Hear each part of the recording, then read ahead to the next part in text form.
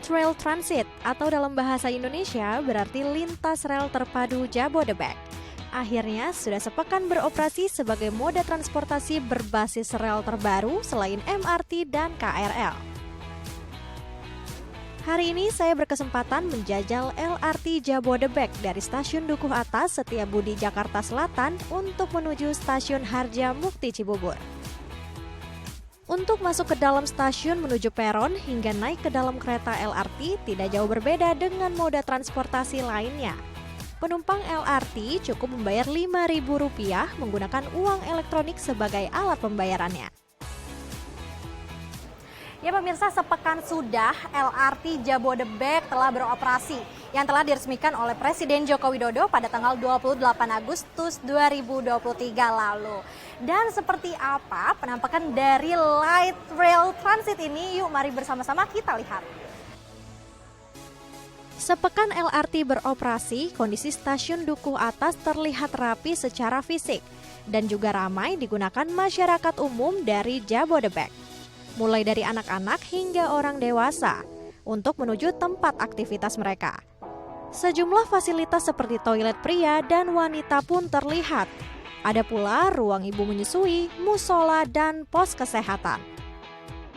Dari lantai 2, saya menuju lantai 3 ke arah peron keberangkatan LRT Jabodebek. Suasana di peron pun mirip seperti stasiun MRT yang dilengkapi dengan pintu sensor otomatis. Di peron ini merupakan jalur para penumpang tujuan Harjamukti Cibubur dan Jatimulya Bekasi. Ya pemirsa, saat ini saya sedang berada di platform 1 tujuan Harjamukti dari Stasiun Dukuh Atas. Lalu saya sekarang sedang menunggu LRT yang akan menuju ke Harjamukti. Nah ini dia, keretanya sudah tiba. Ini dia penampakan dari LRT Jabodebek. Berbeda dengan transportasi kereta lainnya, LRT Jabodebek menggunakan sistem driverless atau tanpa masinis. Sehingga pergerakannya diatur menggunakan Monitor Grade of Automation atau GOA level 3. Ya pemirsa, ini dia adalah penampakan dari dalam ruangan LRT. Nah, seperti saya yang saat ini sedang duduk di kursi yang berkapasitas 4 orang, tentunya sangat nyaman ya. Dan juga di sini ramah untuk disabilitas. Meskipun 2 hari pertama beroperasi sempat terkendala pendingin AC yang rusak dan juga pintu yang tidak bisa terbuka. Namun Pak Kuswardoyo selaku PR LRT Jabodebek terus berupaya untuk mengatasinya. Berikut cuplikan dari Bapak Kuswardoyo.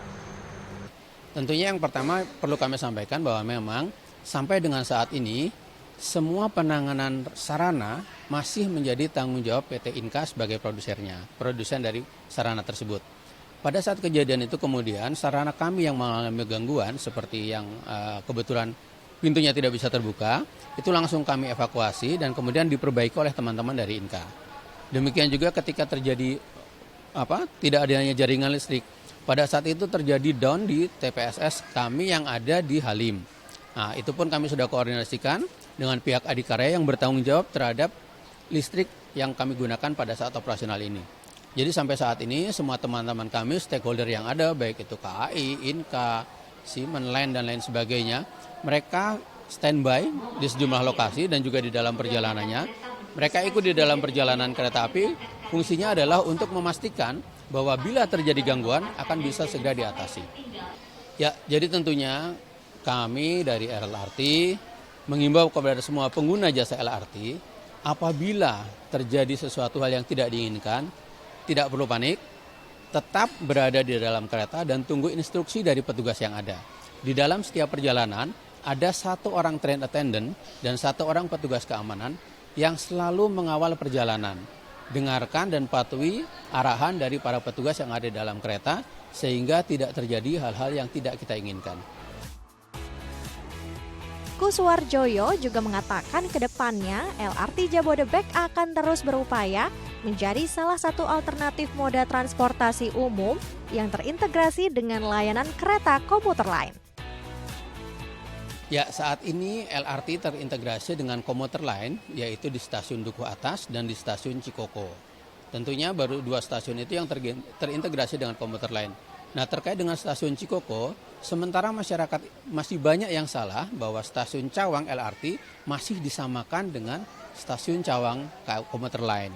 Sebetulnya bagi warga masyarakat yang hendak menggunakan komuter lain Cawang, mereka bisa turun di stasiun Cikoko baru beralih menuju komuter lain Cawang.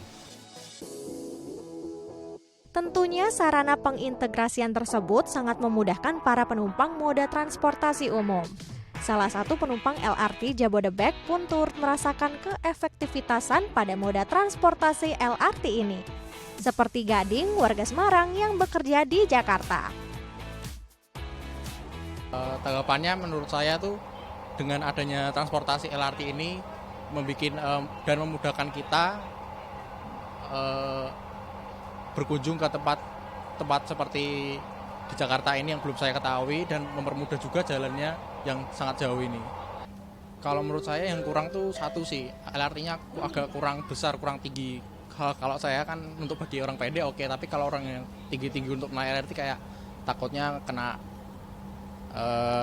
kejeduk atau gimana gitu, kurang tinggi aja sih, itu saja.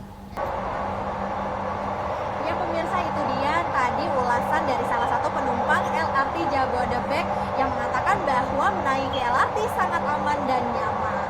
Tentunya untuk masyarakat umum di wilayah Jabodebek yang ingin merasakan bagaimana sensasi menaiki LRT tak perlu khawatir, bisa langsung saja menaiki LRT di stasiun terdekat.